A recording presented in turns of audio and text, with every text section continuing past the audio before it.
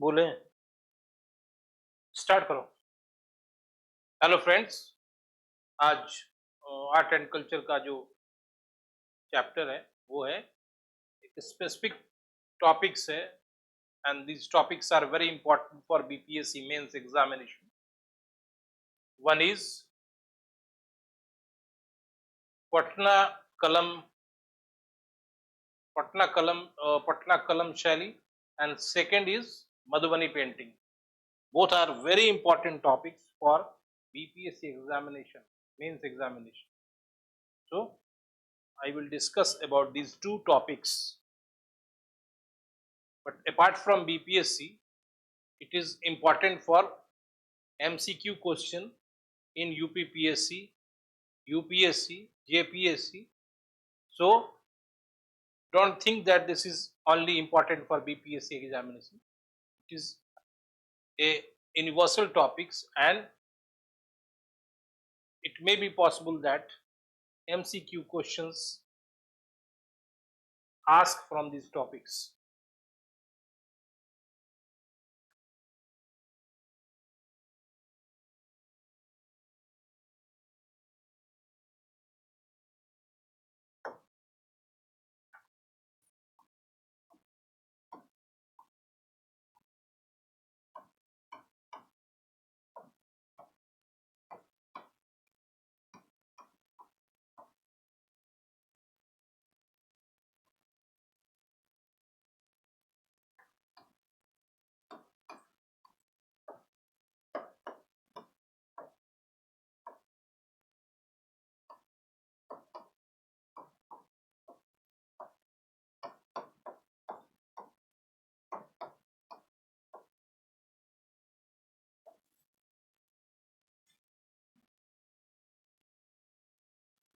One thing is always you should remember that the origin of Patna style of painting is related to the decline of Mughal Empire.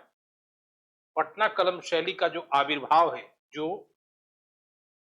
उत्पन्न होने का जो कारण है, उसका संबंध सीधे मुगल साम्राज्य के अवसान से, यानी डिक्लाइन ऑफ मुगल एम्पायर। ऐसा नहीं था कि पटना कलम शैली के जो चित्रकार थे वो नए नए चित्रकारी कर रहे थे, बल्कि they have experienced enough for paintings. ठीक है ना, वो काफी अनुभवी थे चित्रकारी के क्षेत्र में।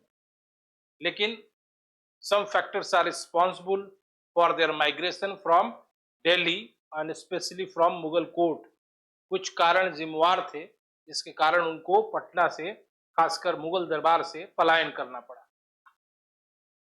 एक तो आपको मैंने पहले भी बताया है कि Aurangzeb is least interested in any art activities. Aurangzeb कला के किसी भी विधा से बहुत कम ताल्लुकात और दिलचस्पी रखता था। उसका सारा कंसंट्रेशन युद्ध और एम्पायर बिल्ड करने में था, साम्राज्य स्थापित करने में था, बढ़ाने में था।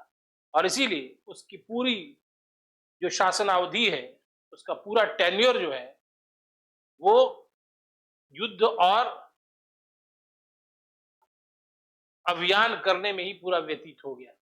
और ऐसे भी because he expose himself as a strict Muslim, वह अपने आप को एक सख्त मुसलमान के तौर पे पेश करता था और इस कारण भी वह इन कलाओं के विकास में अभिरुचि प्रदर्शित नहीं करता था। पटना कलम शैली का आविर्भाव मुगल अवसान से कैसे जुड़ा है, ये मैं आपको बता रहा हूं कि औरंगजेब के शासन काल में कलात्मक गतिविधियों के प्रति जो साम्राज्य का संरक्षण होता है, रॉयल पैट्रोनेज जो होता है, वो धीरे धीरे कम होते जा रहा था, रिड्यूस हो रहा था।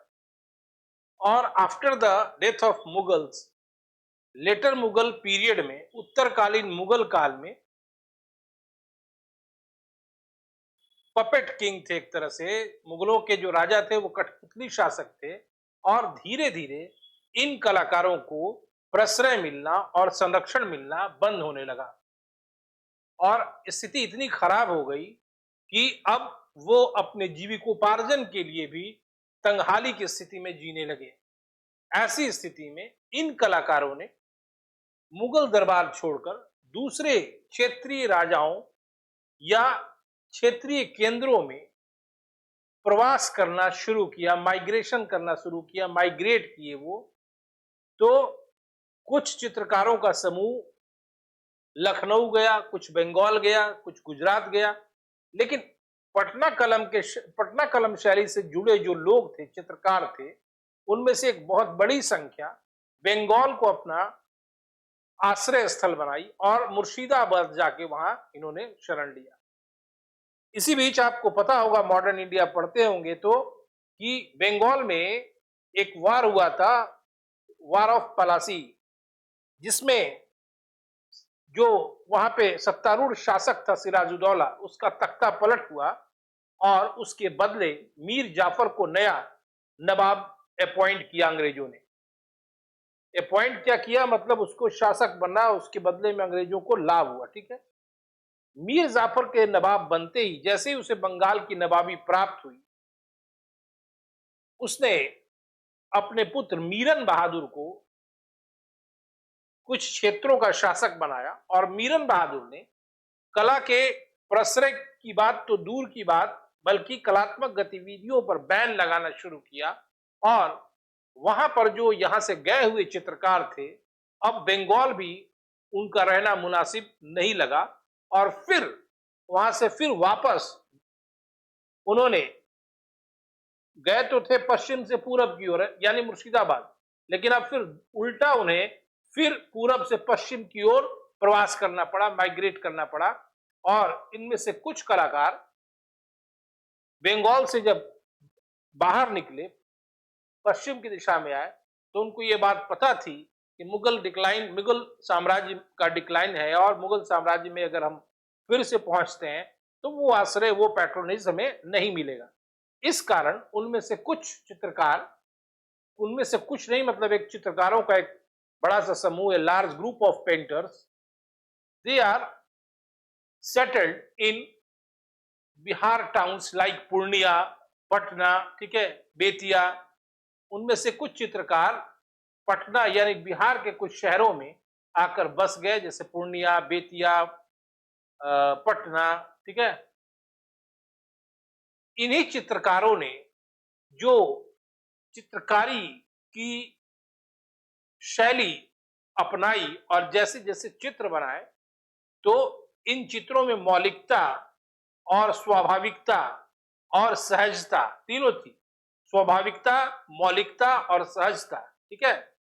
यानी यूनिकनेस, नेचुरलिटी एंड इजी, मतलब क्या कहते हैं उसको, मतलब उसको सहजता समझिए। तो ऐसे चित्र चूंकि इस तरह से बने, स्वाभाविक, सहज और मौलिक, तो इसी कारण से इस शैली को एक विशेष शैली का नाम दिया गया और वह शैली पटना कलम शैली कहलाई। ठीक है। लेकिन ऐसा नहीं था कि इसके चित्रकार पहले से एक्सपीरियंस नहीं थे, या मुगल दरबार में या क्षेत्रीय राज्यों के दरबार में इन्होंने चित्रकारी नहीं की। ये लोग अनुभवी चित्रकार थे, लेकिन बिहार में आकर उन्होंने जो सहज, मौलिक और नए प्रकार के चित्रों का निर्माण किया, तो ये एक विशिष्ट शैली बन के उभरी और इसी को कहते हैं पटना कलम शैली। और इसकी कुछ खास स्पेसिफिक फीचर्स हैं, कुछ खास विशेषताएं हैं जो इसको अन्य पेंटिंग से अलग करती है। और इसीलिए इसको मेंस के टॉपिक में भी ऐड किया गया है, क्योंकि ये बड़े उथल पुथल के दौर से गुजरी है पटना कलम शैली, लेकिन फिर भी इसका अस्तित्व आज भी बरकरार है। स्पेशली कैपिटल टाउन जो पटना का है, तो इस कलम शैली के चित्रकार पटना सिटी के मोहल्लों में, खासकर दीवान मोहल्ला, लोधी कटरा मोहल्ला, नित्यानंद का कुआं, मचरहट्टा जैसे जगहों में इन चित्रकारों ने शरण लिया और उन्होंने वहां पे अपना कार्य किया।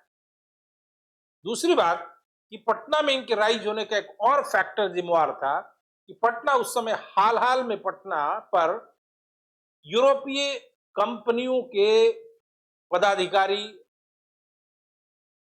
और अंग्रेज वहां आकर बस रहे थे। सिर्फ अंग्रेजी नहीं थे, डच भी थे, और जो वर्तमान में जो उस समय भारतीय भी थे, उनका भी इकोनॉमिक स्थिति थोड़ा सुधर रहा था, क्योंकि पटना उस समय एक ट्रेडिंग सेंटर के तौर पर, एक व्यापारिक केंद्र के तौर पर उभर रहा था। और जैसे सोरा का व्यापार, अफीम का व्यापार, ये इन सब कारणों से उसके बाद अंग्रेजों ने वहां कोठी बनाई थी, डचों ने बनाई।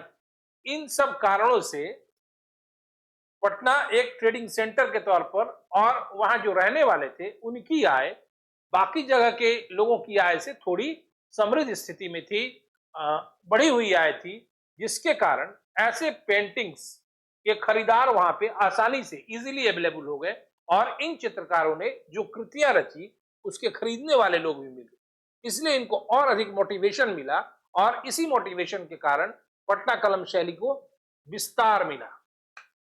ठीक है, तो पटना कलम शैली एक खास विशेषता रखती है, उस स्पेसिफिक फीचर्स को आपको मुझे समझाना है, जो बोर्ड पे मैं समझा रहा हूं, लेकिन आपको बताऊंगा।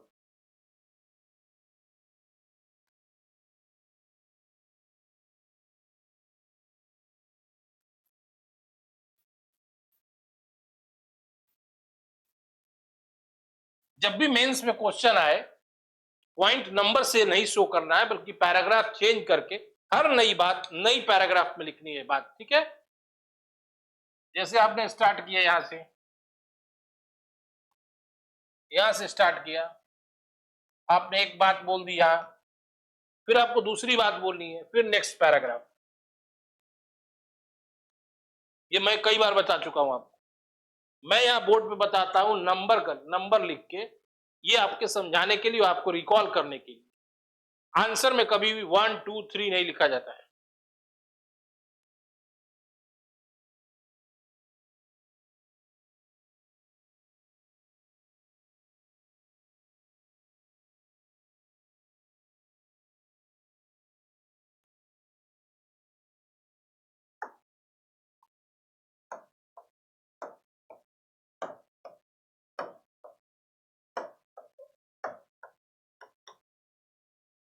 देखिए, पहली विशेषता इसकी फीचर क्या है पटना कलम शैली की, कि इसमें जो चित्र बनाए गए वो डे टू डे लाइफ, दिन प्रतिदिन जीवन से संबंधित चित्र बनाए गए। इन चित्रों में मुगल चित्रों की भांति वह भव्यता, अलंकरण नहीं है। हालांकि ये चित्रकार मुगल चित्रकला से पहले से रूबरू थे, लेकिन फिर भी पटना कलम शैली को यूनिक इसीलिए माना जाता है कि इन्होंने कोई कॉपी मुगल चित्रकला से नहीं किया। मुगल कला में हमेशा भव्य अलंकरण और विशालकाय, जिससे गौरव गरिमा शो होता है, वैसे चित्र बनाए जाते थे, लेकिन पटना कलम शैली में सादगी और समानुपातिक स्थिति को पेंटिंग के द्वारा दर्शाया गया। सादगी और समानुपात को पेंटिंग के द्वारा दर्शाया गया है। दूसरी बात, मुगल काल में राज दरबार के और समृद्धि के प्रतीक चिन्हों को दर्शाया जाता था मुगल चित्रों में, लेकिन पटना कलम शैली में बिल्कुल विपरीत आम जनजीवन के चित्रों को दर्शाया गया। अगर आप पटना कलम शैली के चित्र को देखेंगे तो आपको लगेगा कि दिन प्रतिदिन जो हम जीवन जी रहे हैं और जिससे हमारा संबंध है, वैसे लोगों का चित्रण इस पटना कलम शैली में किया गया। और जैसे मदाड़ी दिखाने वाले, कसाई, धोबी, लुहार, ठीक है, ऐसे चित्रों को पटना कलम शैली में स्थान दिया गया। और इसी कारण कहा जाता है कि जन कला, पटना कलम शैली क्या है? जन कला है। कभी भी इसमें भव्यता, अलंकरण इत्यादि को नहीं लाया गया। दूसरी बात, पटना कलम शैली में कभी भी चित्र को बनाने के लिए पृष्ठभूमि या बोर्ड नहीं बनाया जाता था, सीधे खाका नहीं बनाया जाता था पेंसिल से, सीधे रंग और तुलिका से सीधे चित्र बनाए जाते थे। ये भी एक विशेषता है इसकी बाकी चित्रकला शैलियों से। दूसरी बात, कभी भी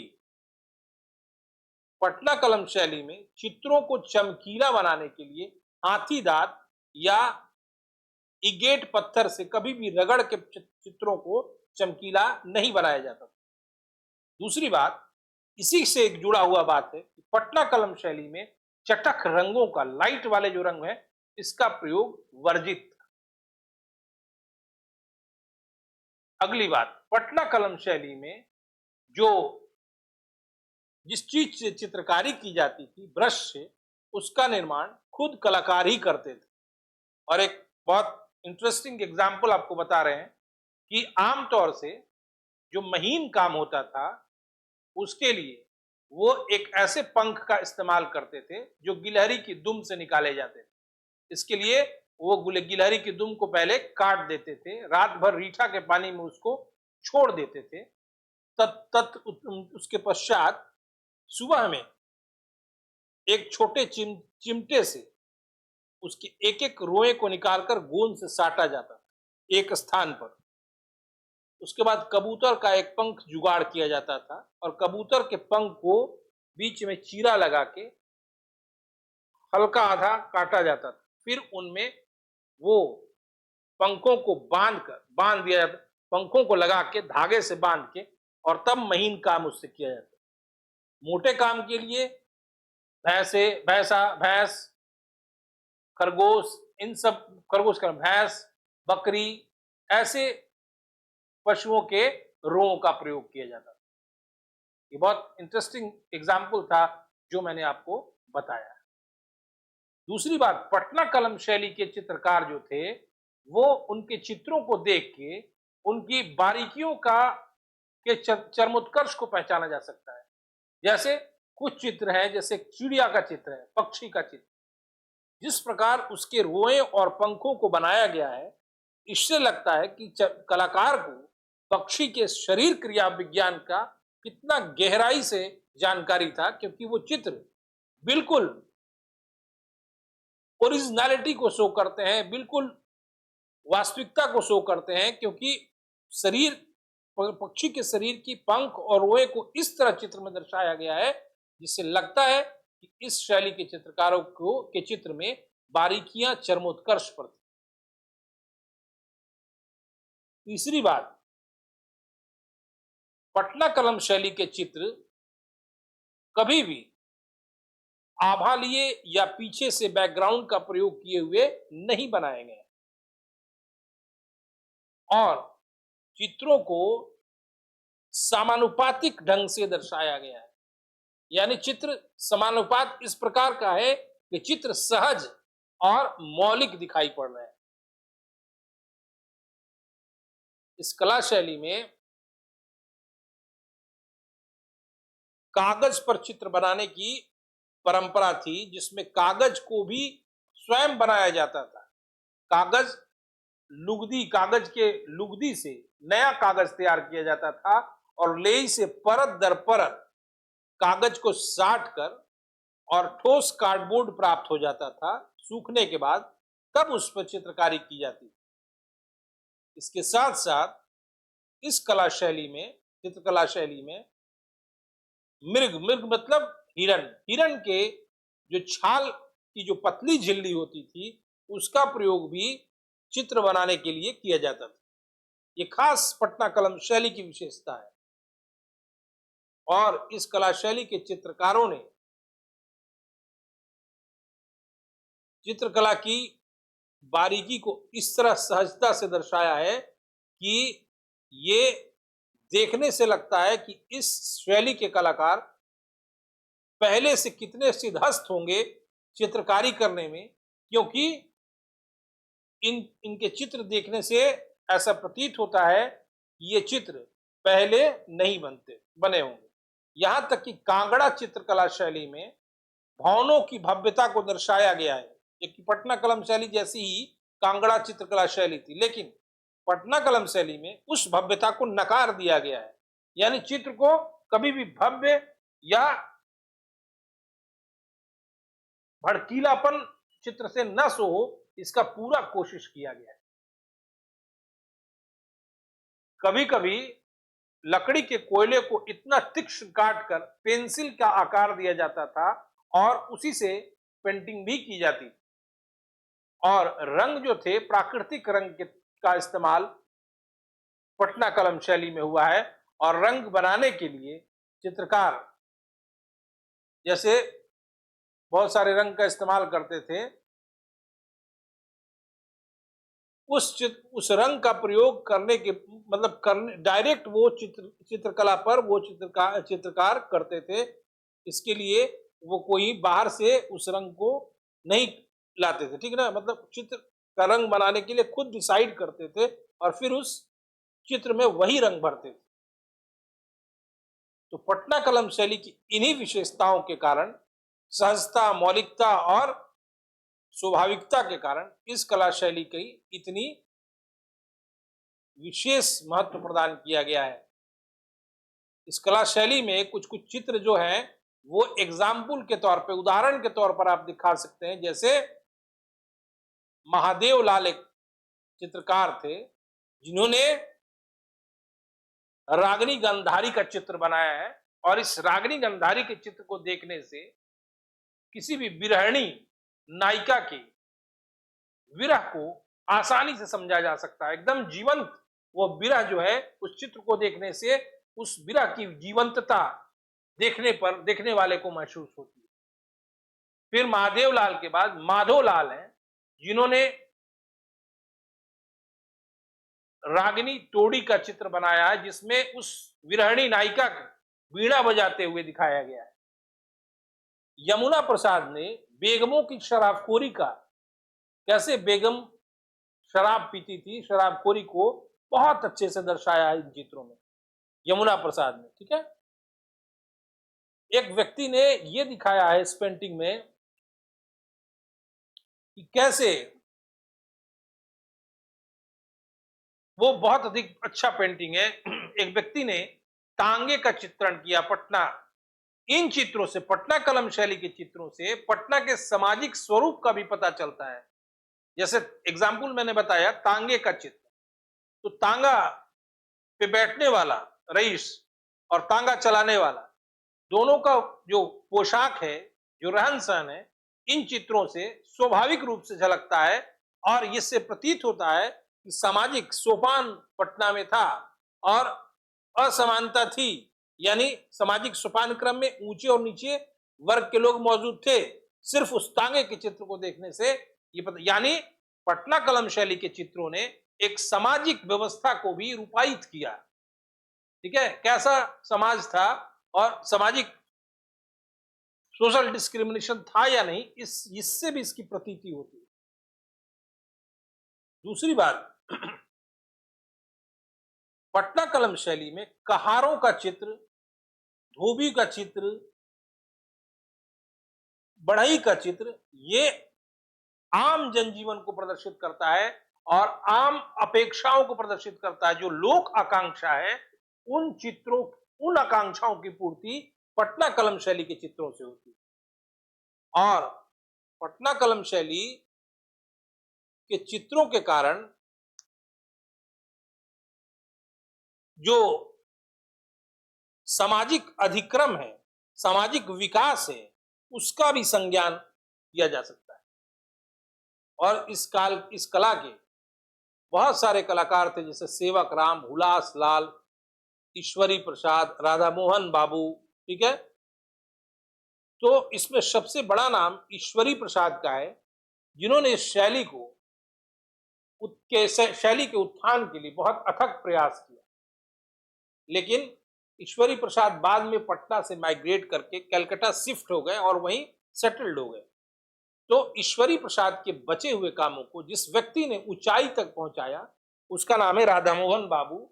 और राधा मोहन बाबू को पोर्ट्रेट की सर्जना का आचार्य कहा जाता है। पोर्ट्रेट होता है एक, समझ लीजिए, एक पासपोर्ट साइज फोटो, लेकिन फोटो ऐसा होना चाहिए कि जो आपका चेहरा है तो उससे आपके मनोभावों को आदमी समझ सके।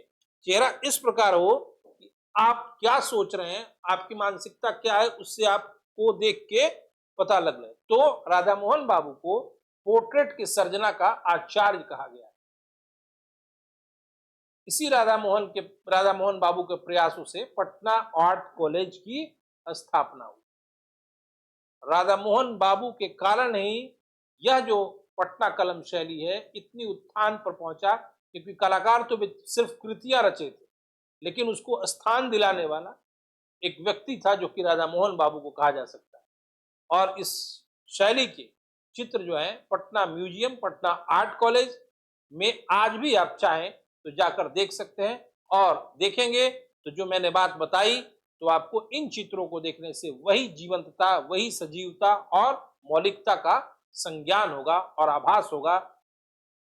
ठीक है, यही पटना कलम शैली की विशेषता है। इसी को आपको लिखना है कॉपी में, और ज्यादा डिटेल्ड विवरण नहीं लिखना है। कुछ कुछ एग्जाम्पल्स जो मैंने बताया है, कैसे क्या होता है वो तैयार होता था, तुलिका कैसे, कुच्ची कैसे तैयार होती थी, ये सब नहीं भी लिखेंगे, सीधे रेलेवेंट पॉइंट लिखेंगे, तो इससे पटना कलम शैली के स्पेसिफिक फीचर का पता चलेगा और आंसर आपका कॉम्पैक्ट हो जाएगा, फुल मार्क्स आएगा। ठीक है,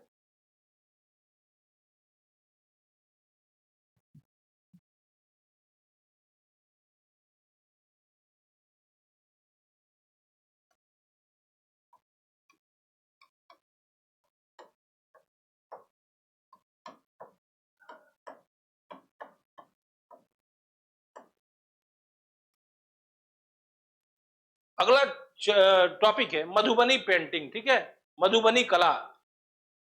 मधुबनी कला को जब भी आप पढ़ें तो उसको डिवीजन करना बहुत जरूरी है, पहले ही डिवीजन कर दीजिए, ताकि जब डिवीजन करेंगे तो आपको एक व्यापक क्षेत्र मिलेगा मधुबनी पेंटिंग के बारे में पढ़ने का और लिखने का और समझने का।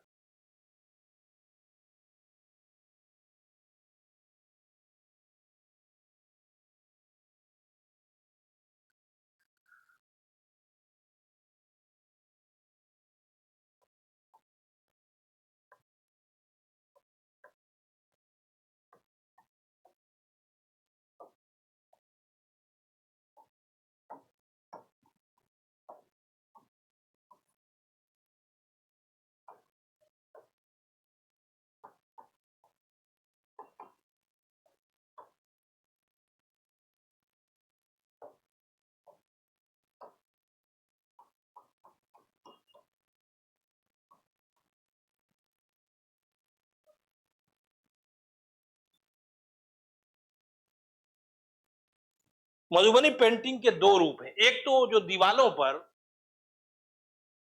चित्र बनाई जाती है वो, और एक जमीन पर जो चित्र बनाई जाती है, ठीक है ना, जिसको अरीपन एल्पाइन कहा जाता है। मधुबनी पेंटिंग मधुबनी पेंटिंग के भित्ति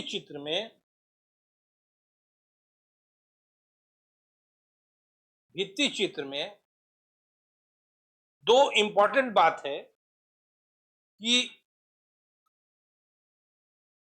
बिल्कुल हिंदी में ही बताना उचित है, इसका इंग्लिश नहीं हो सकता है।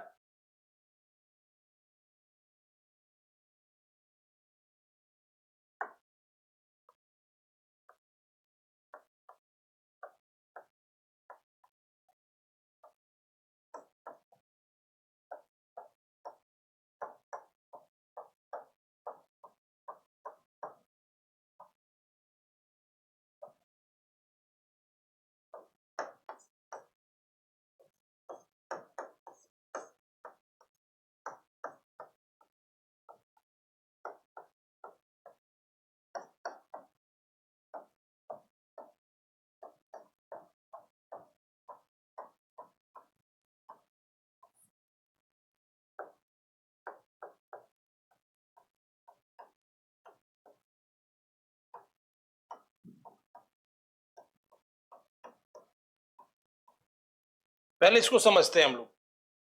भित्ति चित्र में, वॉल पेंटिंग में गोसनी के घर की सजावट, फिर कोहबर के घर की सजावट और कोणिया की सजावट, ये तीन इंपॉर्टेंट इस चित्रकला में मुद्दा है। इससे पूरा भित्ति चित्र, वॉल पेंटिंग आपका कवर हो जाएगा। इस चित्र में जो चित्र का प्रयोग किया जाता था उसको हिंदी में रेखा चित्र कहते हैं। यानी चित्र को रेखाओं, संकेतों के माध्यम से ऐसे ऐसे इस तरह से चित्र को बनाया जाता था। तो पहला मैंने लिखा है गोष्ठी के घर की सजावट। ये मिथिलांचल में जब चित्रों को दीवालों पर किसी खास जगह पे या कमरे में जब राधा कृष्ण, शिव पार्वती, ठीक है, राम सीता, इस तरह के चित्र बनाए जाए और उसका प्रयोजन धार्मिक हो, रिलीजियस दृष्टिकोण से उन चित्रों का निर्माण किया जाए। जरूरी नहीं कि एकदम जैसे कैलेंडर में देखते हैं वैसा चित्र, बल्कि एक संकेतात्मक रूप से जब ऐसे चित्र बनाए जाए उसको कहते हैं गोष्ठी के घर की सजावट। दूसरा चित्र मैंने लिखा है कोहबर के घर की सजावट। आमतौर से शादी के बाद सिर्फ मिथिलांचल में ही नहीं बल्कि बाकी दूसरे जिलों में भी शादी के बाद एक वर और वधू के लिए कमरा रखा जाता है जिसमें कमरे के बाहर रति और कामदेव का चित्र और भीतर, कमरे के भीतर स्त्री और पुरुष की जननेंद्रियों का चित्र बनाया जाता है। और ये चित्र जो है प्रतीकों के माध्यम से बनाया जाता है। इसके अतिरिक्त कुछ ऐसे चित्र बनाए जाते हैं जिससे किसी संकेत का बोध हो। जैसे भीतर बांस का चित्र, वो वंश वृद्धि का चित्र है। सिंह मतलब शेर का चित्र, शक्ति का प्रतीक है। हाथी घोड़ा वो ऐश्वर्य का, ऐश मतलब ऐश के लिए, ऐश्वर्य का प्रतीक है, ठीक है। मछली का चित्र वो कामोत्तेजना का चित्र है। तोता मतलब सुग्गा का चित्र, वो काम वाहक का चित्र समझे। इस तरह के प्रतीकात्मक चित्र कोहबर के घर के भीतर बनाए जाते थे और बाहर रति और कामदेव के चित्र बनाए जाते थे और भीतर कोहबर के घर के भीतर पुरुष और स्त्रियों की जननेंद्रियां बनाई जाती। इसके अलावा कोणिया के घर की सजावट, चार कोनों पर यक्षिणी का चित्र बनाया जाता है। यही जो पूरा चित्र है इसको वहां पे कहते हैं मिथिलांचल में या कहीं और भी इसको कहते हैं भित्ति चित्र, ठीक है ना। मधुबनी पेंटिंग की एक खास विशेषता है। दूसरी बात, अरीपन। सबसे पहले अरीपन का उल्लेख एक विद्वान थे ज्योतिरीश्वर के वर्ण रत्नाकर में अल्पाइन नाम से अरीपन का उल्लेख हुआ है। फिर बाद में विद्यापति के कृति लता में अरीपन नाम से इस कला का उल्लेख हुआ है। मिथिलांचल में एक मान्यता है कि मधुबनी पेंटिंग की शुरुआत, और वो मान्यता धर्म आधारित है, धार्मिक दृष्टिकोण से वो मान्यता को स्वीकार किया जाता है कि इस पेंटिंग की शुरुआत सीता जी के कारण हुई। क्योंकि राम जी जब पहली बार ससुराल जा रहे थे तो सीता जी ने उनके स्वागत के लिए घर के नीचे आंगन पर चौखट के सामने इस तरह के चित्रों का निर्माण किया। और इस तरह का मैंने अभी रेफरेंस आपको बताया कि अरीपन का पहला उल्लेख ज्योतिरीश्वर के वर्ण रत्नाकर में अल्पाइन नाम से दिया गया है। फिर बाद में विद्यापति ने कृति लता में अरीपन नाम दिया है। और इस पेंटिंग्स में घर के भीतर आंगन में या दरवाजे पर चौखट के सामने चावल कुटे हुए पानी में रंग का प्रयोग करके पेंटिंग किया जाता है, चित्रकारी की जाती है, जिसमें तरह तरह के चित्र हो सकते हैं। जरूरी नहीं है, स्वास्तिक भी बनाया जा सकता है या पक्षी भी बनाए, और चित्र ऐसे बनाए कि बस उसका आभास हो जाए, ठीक है। और अलग अलग चित्रों की परंपरा है। जैसे अविवाहित लड़कियां जो हैं, जो अनमैरिड गर्ल्स हैं, तो तुलसी विवाह के समय में उसके लिए जो अरीपन बनाया जाता है, ठीक है, वो अलग बनेगा। विवाह शादी में अलग बनेगा। ये नहीं कि एक ही टाइप का सब पेंटिंग नहीं बनेगा। और ये जो अरीपन है, आप देखते होंगे कि पूरे भारत में दिवाली के अवसर पे हर घर की महिलाएं और लड़कियां इस तरह के अरीपन बनाती हैं और इसको अल्प बंगाल में अल्पना भी कहा जाता है, ठीक है। और यही पेंटिंग्स इसका सबसे इंपॉर्टेंट स्पेसिफिक है मधुबनी पेंटिंग की। और ये बहुत दिनों तक संज्ञान में नहीं था, बहुत मुश्किल से ये 1942 में इसको पहली बार लंदन के आर्ट गैलरी में इसकी प्रदर्शनी लगाई गई, लेकिन इसको कोई लोकप्रियता नहीं मिली। लेकिन 1967 में 1967 में दिल्ली में एक प्रदर्शनी में इसका आयोजन हुआ और वहीं से इस कला की लोकप्रियता प्रारंभ हो गई। और स्थिति ये है आज कि जापान में हाकेशावा नामक एक जापानी ने मधुबनी पेंटिंग की, टोकामाचा सिटी वहां जापान का एक शहर है, हाकेशावा नामक जापानी ने वहां पे मधुबनी पेंटिंग का एक म्यूजियम बना लिया है। एरिक स्मिथ एक व्यक्ति है जर्मन, वो भी इस मधुबनी पेंटिंग के क्षेत्र में कार्य कर रहे हैं। एक अमेरिकी भी इस क्षेत्र में काम कर रहा है। वास्तव में उपेंद्र ठाकुर और ललित नारायण मिश्र और एक और व्यक्ति हैं जिन्होंने इस पेंटिंग को विश्वव्यापी लोकप्रियता प्रदान की। कैसे? ललित नारायण मिश्रा जी ने इसको ट्रेन में लगवाया जयंती जनता एक्सप्रेस में, तब से ये भारत व्यापी लोकप्रियता इसको प्राप्त होने लगी, ठीक है। कोई गांगुली है और ललित नारायण मिश्र और उपेंद्र ठाकुर ने इसकी लोकप्रियता में असीम योगदान दिया। और ये पेंटिंग अभी आप देखेंगे पटना म्यूजियम में, पटना स्टेशन पे, संसद पार्लियामेंट में, ये हर जगह आपको ये पेंटिंग दिखाई पड़ेगा और दिन दुनी इसकी लोकप्रियता बढ़ती जा रही है। इस पेंटिंग की खास बात यह है कि ये पेंटिंग एक इंडिजिनस सहज, मतलब स्वदेशी सहज कला विधा के रूप में है। कहीं इसको कोई कृत्रिमता नहीं है इसमें। और रंग भी जो बनाए जाते हैं इस पेंटिंग के अंतर्गत, लोग जैसे काला रंग बनाया जाएगा तो महिलाएं क्या करती हैं, जौ और काजल दोनों को जलाएंगी, काला रंग बन जाएगा, ठीक है। उसी प्रकार पीला रंग चावल और कुछ और मिला के, यानी इस पेंटिंग में प्राकृतिक रंगों का इस्तेमाल किया जाता है। ये बहुत खासियत है इस पेंटिंग को और ये इसका यूनिकनेस है, ये इसको मौलिक स्वरूप प्रदान करता है। हाल के दिनों में व्यवसायिक दृष्टिकोण के कारण कुछ नए लोग इस पेंटिंग आर्थिक दृष्टिकोण से इससे जुड़े हैं और वो नेचुरल कलर्स के बदले कुछ कृत्रिम कलर्स का इस्तेमाल करने लगे, जो ठीक नहीं है। और जो इसकी मौलिकता इसी आधार पर है कि ये हमेशा प्राकृतिक रंगों का प्रयोग इस पेंटिंग में किया जाता है, ठीक है। और रंग का निर्माण खुद महिलाएं करती हैं घर पर। और इसकी बहुत सारी चित्र मतलब बनाने वाली बहुत सारे कलाकार हैं, बउआ देवी, सिया देवी, मतलब बहुत सारे हैं। लेकिन इस पेंटिंग को अब विश्वव्यापी ग्लोबल रिकॉग्निशन मिल चुकी है और इस पेंटिंग की लोकप्रियता निरंतर बढ़ती जा रही है।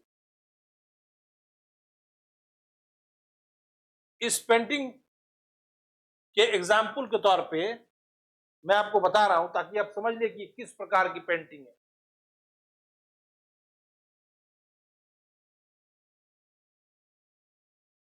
जैसे चिड़िया बनाना होगा इस पेंटिंग में, मैंने बताया ना कि बस लगे कि चिड़िया है, अब जरूरी नहीं कि एकदम एनाटॉमी मतलब उसका शरीर क्रिया विज्ञान सब ऐसा कुछ नहीं है।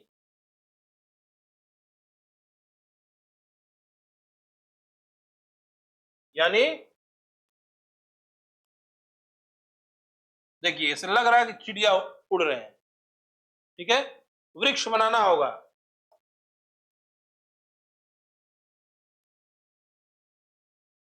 यानी संकेतात्मक होना चाहिए, बस सिंबलाइज करे, ठीक है, प्रतीकात्मक हो। तो इस तरह से इस मधुबनी पेंटिंग के कारण भारत में बिहार का बहुत नाम है इन दो पेंटिंग्स के कारण। और मौर्य कला तो पेंटिंग है बिहार की, लेकिन राष्ट्रीय स्तर पर, क्योंकि मौर्य काल सिर्फ बिहार के लिए नहीं बल्कि भारत के लिए पहला राजनीतिक प्रयोग का काल था। इसलिए ये इन दो पेंटिंग्स पे बहुत फोकस करना है, क्योंकि ये लोकल पेंटिंग्स है बिहार की, और अब जाके इसको ग्लोबली रिकॉग्निशन मिला है, और लोग मधुबनी पेंटिंग के बारे में, और आज भी मिथिलांचल क्षेत्र में जो पेंटिंग्स के महारथी हैं, जो जो चित्रकला की पहचान रखते हैं, तो आज भी मिथिला के विदेशों से भी लोग आके मिथिला के गांव में ऐसे पेंटिंग्स की मांग करते हैं। और धीरे धीरे अब इस पेंटिंग्स को कुछ ऐसा मतलब मॉडर्न जमाने के कारण इस पेंटिंग्स में कुछ नए चीज ऐड किए जा रहे हैं, जो कि व्यवसायिक दृष्टिकोण को बताता है। यानी आर्थिक पक्ष के कारण कुछ नए चीज और बदलते जमाने के हिसाब से इस पेंटिंग में कुछ नए चीजों का आरोपण किया जा रहा है। ठीक है, इसके बाद आपको देखना है ये चीज कि मधुबनी पेंटिंग के अलावा और क्या बताना चाहिए था आपको। ये दो पेंटिंग्स आपको पूरी तरह से समझ में आ गया होगा कि पटना कलम और मधुबनी पेंटिंग दोनों में क्या मतलब बता चुका गया। ठीक है ना।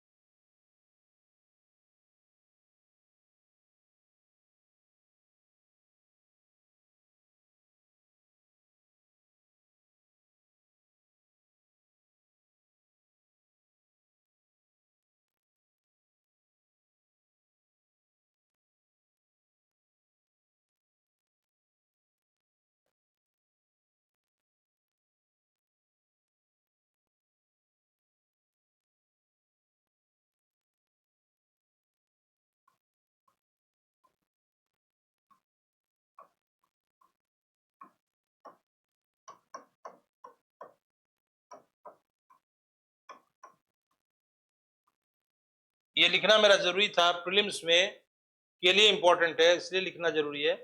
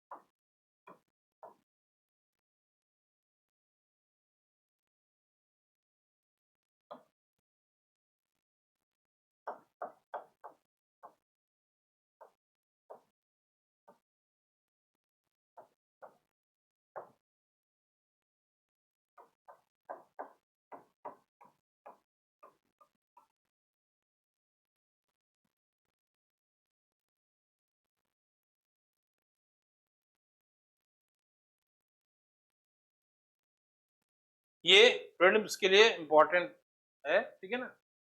और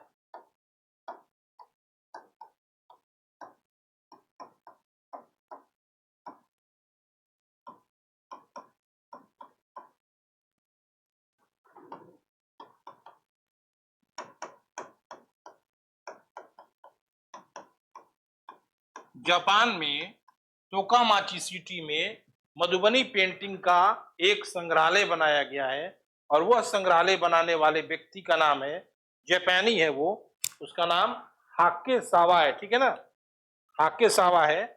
मधुबनी पेंटिंग का उसने क्या किया है, मधुबनी पेंटिंग का इसने एक बनाया है जिसको कहते हैं हम सबसे बड़ी बात है क्या नाम है उसका, मधुबनी पेंटिंग का इसने बनाया है हासेगावा नाम है उसका, हासेगावा। और शशिकला देवी के चित्रों की प्रदर्शनी जापान में हो चुकी है, हासेगावा द्वारा बनाया गया भास्कर। ठीक है ना, और अमेरिका के जर्मनी के एरिक स्मिथ, अमेरिका के रेमडस,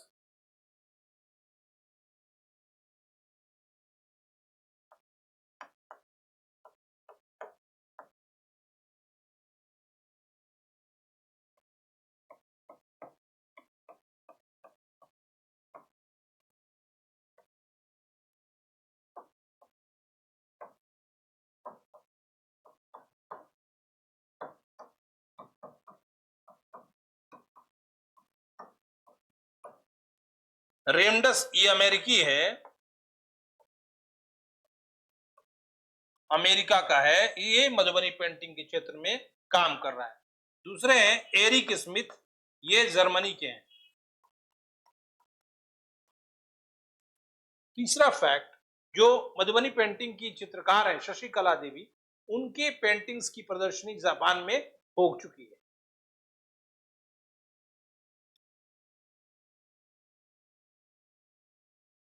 तो ये आपको मैंने समझाया, ये प्रीलिम्स के लिए बहुत इंपॉर्टेंट फैक्ट्स है। एक और फैक्ट छोड़ दिया मैंने, बोर्ड पर लिखना भी नहीं, लिखी भी नहीं, और ना मैंने बताया आपको, रॉयल एंटेरियो म्यूजियम वहां है न्यूयॉर्क में। तो मैथ्यू कॉन्सेस ने कहा है मधुबनी पेंटिंग के बारे में, मैथ्यू कॉन्सेस उनका नाम है, कि जन कला के क्षेत्र में मधुबनी पेंटिंग विश्व में सर्वोपरि है। जन कला मतलब लोगों की कला, यानी लोक रुचि, लोक आकांक्षा का जो कला प्रदर्शित करे उस कला को कहते हैं जन कला। यानी जन कला का के क्षेत्र में मधुबनी पेंटिंग विश्व में सर्वोपरि है। रॉयल एंटेरियो म्यूजियम न्यूयॉर्क के मैथ्यू कॉन्सेस ने कहा है, वो भी प्रीलिम्स के लिए इंपॉर्टेंट है। दूसरी बात कि हाँ, मधुबनी पेंटिंग की लोकप्रियता राष्ट्रीय स्तर पर पहुंचाने में जिस आदमी का, 3 आदमी का योगदान है, उसमें से एक आदमी का नाम मैंने नहीं लिखा था, अभी याद आ रहा है हमको। ये गांगुली नहीं है बल्कि भास्कर कुलकर्णी इनका नाम है। ये 3 आदमियों को एक तरह से इस पेंटिंग को लोकप्रिय बनाने में सर्वाधिक योगदान देने वाला माना जा सकता है। यानी भास्कर कुलकर्णी, ललित नारायण मिश्रा और उपेंद्र ठाकुर। हमेशा ये याद रखिएगा, प्रीलिम्स के पॉइंट ऑफ व्यू से बहुत इंपॉर्टेंट फैक्ट है ये। ठीक है, और पटना कलम के बारे में भी मैंने बता दिया कि ये विश्व में जैसे मधुबनी पेंटिंग है, वैसे पटना कलम की भी खास विशेषता है, जो मैंने बता दिया कि ये लघु चित्र यानी मिनिएचर पेंटिंग्स के उदाहरण पटना कलम। जब भी शुरू करेंगे आप लिखना या समझना तो हमेशा ध्यान रखिए कि पटना कलम मिनिएचर पेंटिंग है, लघु आकार के चित्रों को मिनिएचर पेंटिंग कहा जाता है। और दीवार पे जो चित्र बनते हैं उसको म्यूरल पेंटिंग कहते हैं, भित्ति चित्र कहते हैं। ये इतना फैक्ट जो मैंने लिखा, ये आपको प्रीलिम्स के लिए इंपॉर्टेंट था, इसलिए मैंने बोर्ड पर लिखा है। अब मेरे हिसाब से इसका कोई भी पक्ष अधूरा नहीं है इस दोनों टॉपिक का, और आप कहीं से भी इसके सवालों को हल कर सकते हैं। और अगर मुख्य परीक्षा में अगर आपसे सवाल पूछा जाता है तो मैंने सारी विशेषताओं को, सारे फीचर्स को डिस्कस किया है और आप लिखने की स्थिति में हो गए होंगे। अगर आपको कोई सवाल है या कुछ पूछना है तो आप आराम से पूछ सकते हैं, इसमें कोई दो राय नहीं। ठीक है, सारे बात को आप समझ लीजिए, इसको ऑर्गेनाइज कर लीजिए, दिमाग में कि हाँ ये कैसे, कहां से, कब हुआ। ठीक है, पहला जानिएगा कोई भी कि कैसे ये लाइट में आया। कोई भी चीज जब आप कला से संबंधित चीज पढ़ते हैं मेंस के हिसाब से कहें तो, अगर कैसे ये लोकप्रिय हुआ, लाइट में आया, प्रकाश में आया, थोड़ा वो जानना जरूरी है। फिर इसका क्या विशेषता है, फीचर्स क्या है इसके, वो पॉइंट वाइज आपको याद रहना चाहिए। लिखते समय पॉइंट का प्रयोग ना करके अलग अलग पैराग्राफ्स का प्रयोग करें, और लास्ट में कंक्लूड कर दीजिए। और कंक्लूड भी आपका भविष्योन्मुखी होना चाहिए। जहां तक पीटी का ये सब इंफॉर्मेशन है, ये तो आप एक दो बार पढ़ेंगे तो आपको याद हो जाए। जैसे जर्मनी का एरिक स्मिथ, रेमडस अमेरिका का, ठीक है, उसके बाद हासेगावा नाम है ना उसका, हाँ, उसने जापान में मिथिला पेंटिंग का एक म्यूजियम, एक संग्रहालय बना दिया है। ठीक है, और जापान में इस पेंटिंग की काफी लोकप्रियता है। अगर आपको इसके अलावा कुछ पूछना हो तो आप पूछ सकते हैं। Anything else you can ask.